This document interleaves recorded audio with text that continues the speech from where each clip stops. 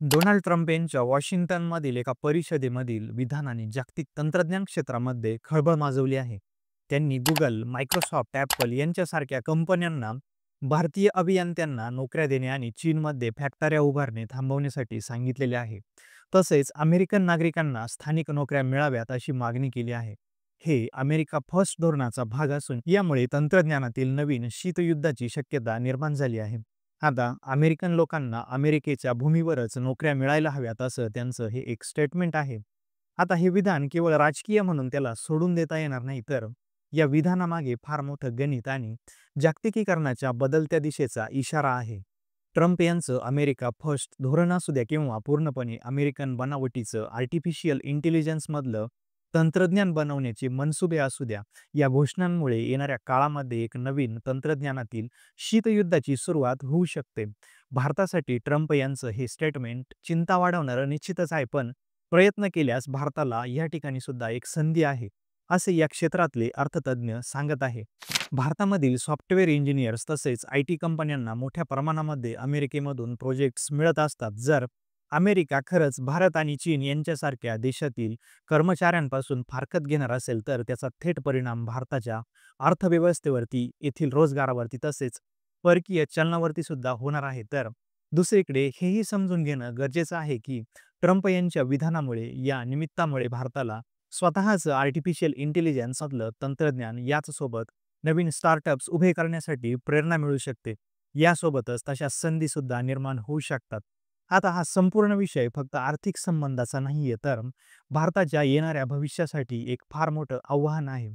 आता Donald Trump नेमकं काय म्हणाले ते पण सांगतो. ट्रम्प म्हणाले आहे, की Google, Microsoft, Apple यांसारख्या कंपन्यांनी मोठ्या प्रमाणात भारतामधून अगदी स्वस्तात मनुष्यबळ घेतलेलं आहे. चीनमध्ये फॅक्टऱ्या उभ्या केलेल्या आहेत आणि अमेरिका सोडून इतर देशांमध्ये त्यांचा नफा जो आहे तो वेगवेगळ्या पद्धतीने लपवून सुद्धा ठेवलेला आहे. आणि आता हे सगळं बंद झालं पाहिजे अशी भूमिका ट्रम्प यांनी घेतलेली आहे. काही ऑर्डर्स जारी सुद्धा केलेले आहेत किंवा त्यांनी तसे 3 ठळक मुद्दे सुद्धा दिलेले आहेत. आता त्यातला पहिला आणि महत्त्वाचा मुद्दा असा आहे, की आर्टिफिशियल इंटेलिजन्समधील स्पर्धा जिंकण्यासाठी एआयचा डेटा सेंटर संशोधन आणि एकूण डेव्हलपमेंट अमेरिकेतच व्हावी यासाठी सवलती आणि प्रोत्साहन दिलं जाईल. याचसोबत दुसरा मुद्दा, सरकारकडून निधी मिळणाऱ्या अशा स्वरूपाच्या कंपन्या किंवा संस्थांमध्ये डाव्या विचारसरणीचा त्यांना प्रभाव नको आहे. आणि तिसरा मुद्दा आहे तो म्हणजे पूर्णतः अमेरिकेतच विकसित झालेल्या आर्टिफिशियल इंटेलिजन्स तंत्रज्ञानाला आंतरराष्ट्रीय बाजारपेठेंमध्ये पुढे घेऊन जाणे.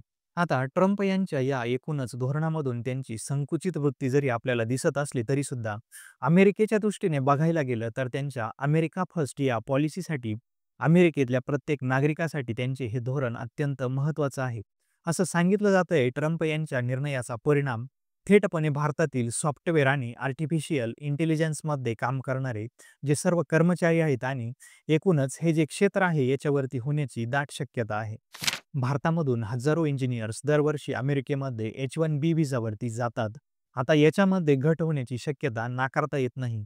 TCS, इन्फोसिस, विप्रो यांसारख्या कंपन्यांचे अमेरिकेतील प्रोजेक्ट्स धोक्यामध्ये येऊ शकतात. तसेच भारतातून अमेरिकेमध्ये जाणाऱ्या तंत्रज्ञानाची आणि विद्यार्थ्यांची संख्या सुद्धा घटू शकते. आता हे सगळं जे आहे या सगळ्यांचा एकत्रित परिणाम असा होईल, की फक्त आय-टीच नाही तर artificial intelligence, data science, cloud, cyber सुरक्षा अशा क्षेत्रांमध्ये सुद्धा भारतीय तरुणांना अमेरिकेमध्ये कमी संधी मिळेल.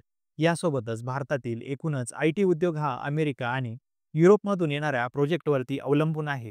TCS, इन्फोसिस, HCL यांच्यासारख्या कंपन्यांचे महत्त्वाचे प्रकल्प हे अमेरिकेमधूनच आलेले आहेत. मग अशा परिस्थितीमध्ये जर का अमेरिकेमधील या प्रमुख ग्राहकांनी आपल्या इथल्या लोकांना नोकरी देण्याचं जर का टाळायचं ठरवलं आणि त्यांच्या इथल्या स्थानिक लोकांना जर का नोकरी देण्याची मागणी केली, तर भारतीय कंपन्यांचा नफा घटू शकतो.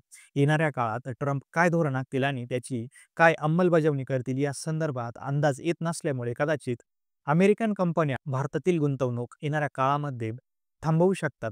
अजून एक महत्त्वाचा मुद्दा असा आहे, की परदेशातील भारतीय नागरिकांकडून भारतामध्ये येणारं परकीय चलन जे आहे ते सुद्धा कमी होण्याची दाट शक्यता आहे. ह्याच गोष्टीचे अमेरिकेवरती सुद्धा काय परिणाम होतील ते सुद्धा बघू. Google, Microsoft यांसारख्या कंपन्यांमध्ये किंवा त्यांच्या टीममध्ये 30 ते 40% लोकं हे भारतीयच आहेत असा डेटा सांगतो. आर्टिफिशियल इंटेलिजन्स जे आहे त्याच्यामध्ये स्पर्धा सुरू असताना भारतासारख्या देशातून जर काही टॅलेंट येणं बंद झालं तर अमेरिका आर्टिफिशियल इंटेलिजन्स या क्षेत्रामध्ये मागे पडू शकतं असा एक अंदाज आहे. भारतीय कर्मचाऱ्यांशी तुलना करता अमेरिकेतील स्थानिक कर्मचाऱ्यांची अपेक्षा आणि वेतन दोन्हीही जास्त आहे आणि वेतनाच्या तोडीचं कौशल्य त्यांच्याजवळ अमेरिकेत आहे किंवा नाही याविषयी सुद्धा शंका आहे. तंत्रज्ञान क्षेत्र हे आंतरराष्ट्रीय सहकार्यावरती अवलंबून आहे.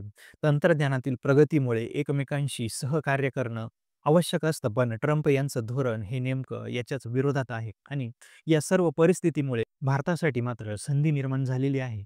पहिली संधी अशी आहे की स्वदेशी आर्टिफिशियल इंटेलिजन्स तंत्रज्ञान विकसित करण्याची आणि दुसरी महत्त्वाची संधी आहे अमेरिका आणि चीन या दोघांपासून योग्य ते अंतर ठेवून स्वतःचा हेतू साध्य करण्याची.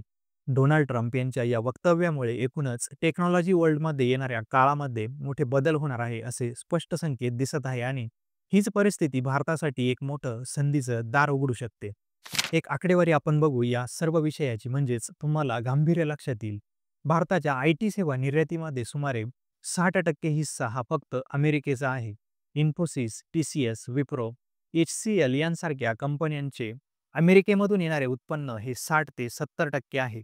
अमेरिकेमध्ये प्रतिवर्षी 85,000 जणांना H-1B व्हिसा मंजूर होतो. त्यापैकी 70% भारतीय असतात. सध्या अमेरिकेमध्ये 4.5 लाखांहून अधिक इंजिनियर्स H-1B व्हिसावरती काम करत आहेत आणि सगळ्यात महत्त्वाचा मुद्दा म्हणजे अमेरिकेच्या सिलिकॉन व्हॅलीमधील 3 पैकी 1 इंजिनियर हे भारतीय वंशाचे आहेत. Google, मायक्रोसॉफ्ट यांसारख्या मोठमोठ्या टेक कंपन्यांचे CEO सुद्धा भारतीय आहेत किंवा भारतीय वंशाचे तरी आहेत. भारतामध्ये सध्या राजकीय आघाडीवरती आणि एकूणच शैक्षणिक आघाडीवरती काय गोंधळ चालू आहे हे आपल्या सगळ्यांना चांगलंच माहिती आहे. या सर्व परिस्थितीमध्ये 2024 मध्ये चीनने अमेरिकेपेक्षा 50% अधिक पेटंट्स आर्टिफिशियल इंटेलिजन्समध्ये दाखल केलेले आहेत.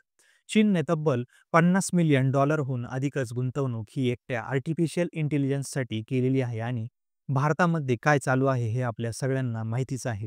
भारतामध्ये मोठ्या प्रमाणात जे परकीय चलन येतं त्याच्यातील मोठा वाटा हा अमेरिकेतील भारतीय या इंजिनियर्स आणि व्यावसायिकांचा सुद्धा आहे. ट्रम्प यांचं धोरण अगदी स्पष्ट आहे बघा.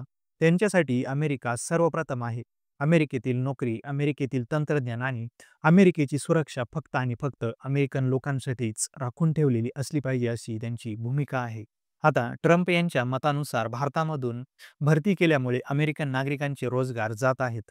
भारतातून अमेरिकेमध्ये येणाऱ्या इंजिनियर्समुळे अमेरिकन इंजिनियर्सचा हक्क हिरावून घेतला जातोय असंही त्यांना वाटत आहे. येणाऱ्या काळामध्ये आर्टिफिशियल इंटेलिजन्स हे महत्त्वाचे युद्धाचे क्षेत्र असणार आहे. त्यामुळे या आर्टिफिशियल इंटेलिजन्सवरती, या डेटावरती फक्त अमेरिकेचंच नियंत्रण असावं अशी त्यांची इच्छा आहे आणि म्हणूनच त्यांनी भारत आणि चीन किंवा परकीय देशांचे इंजिनियर्स कामाला ठेवले जाणार नाहीत हे स्पष्ट केलेलं आहे. ट्रम्प यांच्या एकूणच धोरणाचा भारतावरती परिणाम होणार आहे. फक्त तो सकारात्मक असेल की नकारात्मक हे भारताच्या येणाऱ्या काळातील रणनीतीवरती अवलंबून असणार आहे. येणाऱ्या काळामध्ये भारत आपल्या अर्थव्यवस्थेमध्ये काय सुधारणा करतो, किती उद्योगधंद्यांचे धोरण निर्माण करतोय किंवा किती उद्योगपूरक वातावरण निर्माण करतोय, धार्मिकतेची कास सोडून आधुनिकतेची कास धरतोय का, या सर्व प्रश्नांची उत्तरं भारतालाच शोधावी लागणार आहेत. या संपूर्ण विषयाला धरून अमेरिकेतील नोकऱ्या जर का कमी झाल्या तर तेथील प्रतिभावान भारतीय परत एकदा भारतामध्ये येतील, ही सगळ्यात मोठी अंधश्रद्धा आहे. ट्रम्प यांचं एकूण वक्तव्य, त्यांचं अमेरिका फर्स्ट धोरण हे जागतिक तंत्रज्ञानाच्या धोरणांच्या बदलत्या दिशेचे स्पष्ट संकेत आहेत. भारतामध्ये मोठ्या प्रमाणात तरुण वर्कफोर्स आहेत, मोठा डिजिटल ग्राहक वर्ग आहे, पण या सर्व क्षमतेचं संधीमध्ये रूपांतर करण्यासाठी येथील एकूण व्यवस्थेला अपयश येत असल्याचं स्पष्टपणे दिसत आहे. आणि म्हणूनच हे अपयश यशामध्ये बदलण्यासाठी येथील धोरणकर्त्यांवरती किंवा सरकारवरती येणाऱ्या काळामध्ये फार मोठी जबाबदारी असणार आहे.